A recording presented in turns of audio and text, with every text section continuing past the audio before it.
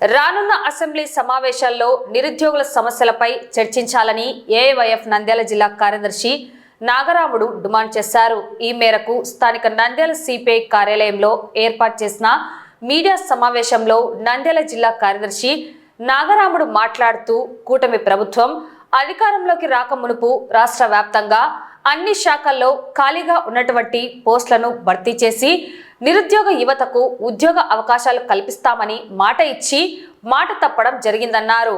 అంతేకాకుండా రాష్ట్రంలో ప్రతి సంవత్సరం జాబ్ క్యాలెండర్ విడుదల చేస్తామని, ప్రతి డిఎస్సికి ముందు టెట్ నిర్వహిస్తామని, ఉద్యోగాలు ఇవ్వని పక్షంలో నిరుద్యోగులకు 3,000 రూపాయల నిరుద్యోగ భృతి ఇస్తామని మాట తప్పడం జరిగిందన్నారు. అంతేకాకుండా వాలంటీర్లకు ఉద్యోగ భద్రత కల్పిస్తామని పేర్కొన్నారని తెలిపారు. ఈ సమావేశంలో ఏఐవైఎఫ్ నాయకులు మధు, పాములేటి, భాష తదితరులు పాల్గొన్నారు.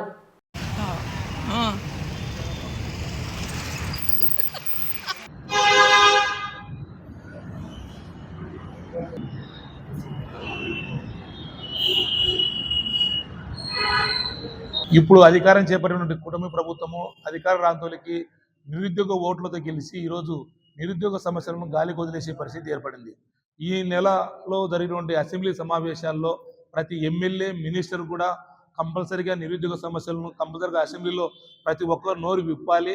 నిరుద్యోగ సమస్యలను పరిష్కరించడానికి ప్రతి ఒక్కరు కూడా నోరు విప్పి మాట్లాడాలని చెప్పేసి కూడా ఏఐవైఎఫ్ విజ్ఞప్తి చేస్తున్నాం.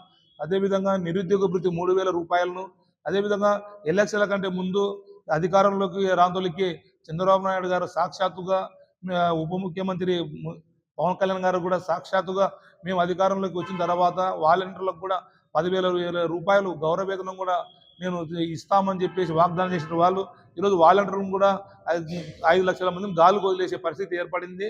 కాబట్టి నిరుద్యోగ భృతి 3,000 రూపాయలు, వాలంటీర్లకు 10,000 రూపాయలు, అదేవిధంగా పెండింగ్లో ఉన్నటువంటి విద్యాశాఖలో ఉన్నటువంటి టీచింగ్, నాన్ టీచింగ్ పోస్టులను కూడా భర్తీ చేయాలి.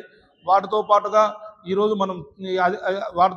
ఈరోజు ప్రభుత్వ శాఖలతో పాటుగా ఈరోజు స్థానికంగా నూతన పరిశ్రమలు ఏర్పాటు చేసి స్థానికులకు ఉద్యోగ అవకాశాలు కల్పించి నిరుద్యోగత అనేది లేకుండా చేయాలని చెప్పేసి కూడా ఏఐవైఎఫ్గా మేము ఈ నెల 9వ తేదీన రాష్ట్ర పిలుపులో భాగంగా కలెక్టర్ ఆఫీసు ముందు నిరసన కార్యక్రమం చేపడుతున్నాం.